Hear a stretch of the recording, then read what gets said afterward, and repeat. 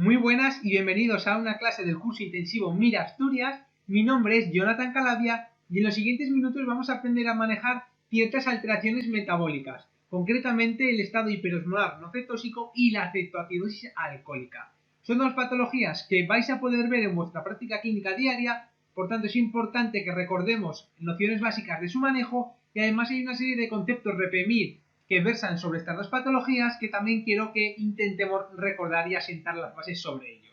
Así que clase rentable, mucho ánimo y vamos a por ella. Imaginemos que acude a urgencias un paciente de 70 años que como antecedentes personales de relevancia es obeso y sobre todo es diabético de tipo 2. Y acude a urgencias porque lleva ya unos días con fiebre muy elevada, además nos cuenta que está yendo muchísimo al baño, tiene poliuria, tiene una tos con expectoración verdosa y además se observa como hay cierta disminución progresiva en el nivel de conciencia. Se realiza una exploración física donde vemos que hay signos de deshidratación y vemos que hay una tensión bastante baja que cuadra además con los signos de deshidratación. Se le hace una analítica, se ve una leucocitosis que puede que esté un poco relacionada, ¿no?, por esta tos con expectoración verdosa y esta fiebre que nos recuerda a un cuadro infeccioso de origen pulmonar. Y vemos sobre todo una glucosa muy elevada, con unos iones más o menos dentro de la normalidad. Sí que es cierto que el sodio un poco bajo, potasio normal, bicarbonato también un poco bajo, y vemos también que el riñón está un poco alterado. Y se hace una radiografía de tórax y vemos una condensación en el lóbulo inferior derecho que probablemente sea diagnóstica y que nos apoye nuestra sospecha de un cuadro infeccioso a nivel pulmonar. Por tanto, tenemos a un paciente con una diabetes mellitus y tipo 2 y con un cuadro infeccioso, concretamente con una neumonía. Por tanto, esta clínica infecciosa lo que ha producido es una descompensación metabólica. Y esta descompensación metabólica, en último estado, ha llevado al paciente a un estado hiperosmolar no cetósico, también llamado síndrome hiperglicémico hiperosmolar no cetósico. ¿Y qué es lo que pasa en estos pacientes? Estos pacientes, por una parte, al ser diabéticos, tienen niveles bajos de insulina, por otra parte, tienen niveles altos de glucosa y además este paciente va a estar deshidratado en este caso porque tiene infección.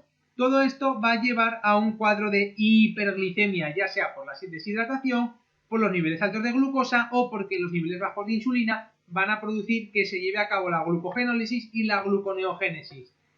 En total, al final lo que tenemos es hiperglicemia que además va a cursar con hiperosmolaridad y no tiene cetosis, y por eso el cuadro se llama un síndrome hiperglicémico hiperosmolar no cetósico. ¿Y cómo se define este síndrome? Este síndrome se define con una glucemia mayor de 600 miligramos de cilitro porque hay una hiperglicemia, con una osmolaridad mayor de 320 porque es un estado hiperosmolar y con cuerpos cetósicos negativos. Por tanto, el pH arterial no hay acidosis y el bicarbonato plasmático tampoco está muy disminuido. Por tanto, el propio nombre de la patología nos indica las características de esta hiperglicemia hiperosmolar y no hay cetosis. Y por otra parte hay una deshidratación intensa debido a la diuresis hiperglucémica mantenida. Son pacientes que al tener tanta glucosa en sangre la pierden por orina y esto hace que se arrastre agua. Y como son pacientes mayores, esta deshidratación no es compensada con la ingesta de agua. Por tanto, se produce una deshidratación intensa. La clínica de estos pacientes ya hemos visto que pueden tener cierta alteración en el nivel de conciencia, pueden venir con una clínica infecciosa, que de hecho es la principal causa de muerte, y lo que más me interesa es cómo los manejamos desde el punto de vista del tratamiento. Paciente que venga con un cuadro hiperglicémico hiperosmolar no cetósico, lo más importante es darles líquidos porque queremos mejorar la hiperosmolaridad. Posteriormente daremos insulina rápida para disminuir la hiperglicemia. Por tanto, líquidos e insulina rápida, lo más fundamental del manejo de estos pacientes. Posteriormente se le podrá dar potasio si vemos que los iones potasio están disminuidos y antibióticos como nuestro paciente porque cursa con infección. Por tanto, quiero que recordemos de este síndrome lo más importante es que se asocia a diabetes mellitus y que puede estar desencadenado por infección. Recordamos clínica de alteración en el nivel de conciencia, poliuria, deshidratación. Pueden tener tocado el riñón por una insuficiencia prerrenal debido a la deshidratación y recordamos niveles de glucosa en sangre muy elevados con glucosuria importante, de ahí esta diuresis hiperosmolar mantenida. Recordar que los cuerpos cetónicos son negativos, por tanto el pH es normal y el bicarbonato también es normal. Y como es un cuadro hiperosmolaridad, la osmolaridad plasmática va a estar aumentada. Y tratamiento fundamentalmente líquidos e insulina rápido. Líquidos e insulina rápido, manejo fundamental del estado hiperglicémico hiperosmolar no cetóxico. Y siguiente caso clínico, en este caso es un paciente de 70 años que es alcohólico crónico y acude a urgencias porque tiene un deterioro progresivo, con disminución del nivel de conciencia en las últimas 24 horas, además está somnoliento, tiene hiporreflexia, debilidad muscular y quiero que nos fijemos la analítica. Glucemia elevada, pero no tan elevada como en el cuadro anterior. Aquí vemos un sodio que está un pelín elevado, un potasio más o menos dentro de los límites de la normalidad, un cloro que sí vemos que también está alterado y un bicarbonato muy disminuido con pH disminuido y cuerpos cetónicos positivos. Por tanto, estamos ante una acidosis metabólica que cursa con cuerpos cetónicos positivos.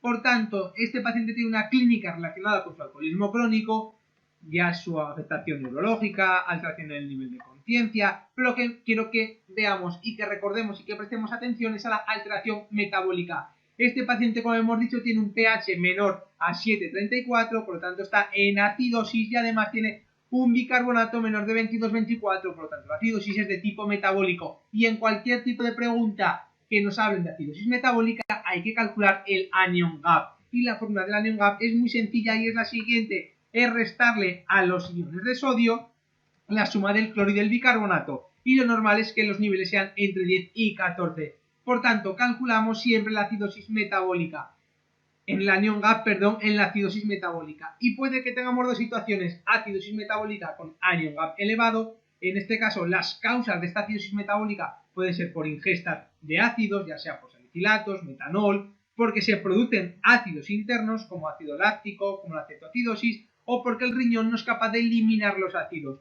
Mientras que si la acidosis metabólica cursan con anion gap normal, en este caso las causas pueden ser por diarrea, por acidosis tubulares renales o por déficit de aldosterona. En nuestro caso tenemos un anion gap elevado, por tanto es una acidosis metabólica con anion gap elevado, se están produciendo ácidos y en este caso se producen ácidos porque estamos ante una cetoacidosis alcohólica con cuerpos cetónicos positivos.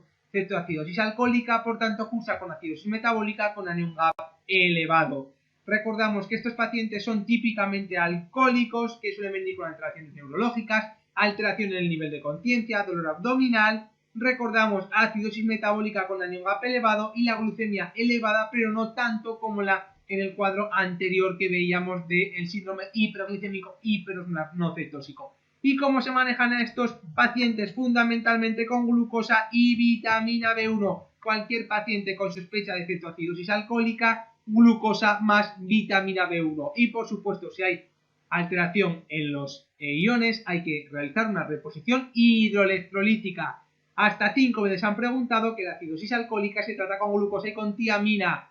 Y recordamos, en la cetoacidosis diabética hay déficit de insulina y aumento de hormonas contrarreguladoras. ¿Y cómo nos han preguntado esto en el MIR? Pues nos hablan de una paciente que tiene diabetes de tipo 2, que viene con una disminución progresiva en el nivel de conciencia, que está deshidratada, hipotensa. ¿Qué es lo que podemos pensar en una paciente diabética y que se ha descompensado? Podemos pensar en un coma hiperglicémico hiperosmolar no cetóxico, que además cursa, recordamos, con deshidratación y por tanto con tensiones bajas. ¿Cómo se define el coma hiperosmolar hiperglicémico? Hemos dicho por glicemias mayores de 600 y por una osmolaridad plasmática mayor a 320 miliosmol. Y por último nos hablan de un paciente joven y quiero que nos fijemos sobre todo en la analítica. Vemos un pH bajo, por lo tanto estamos ante una acidosis y como está el bicarbonato, bajo, acidosis metabólica. Ante cualquier acidosis metabólica tenemos que calcular el anion gap y si calculamos el anion gap restándole al sodio que es 147, la suma del cloro que es 112 más el bicarbonato que es 6. Hacemos la resta y nos sale que es un anion gap elevado. Por lo tanto estamos ante una acidosis metabólica con anion gap elevado. Esto ha sido todo, muchísimas gracias, espero que la clase haya sido de ayuda, muchísimo ánimo con el estudio y un saludo.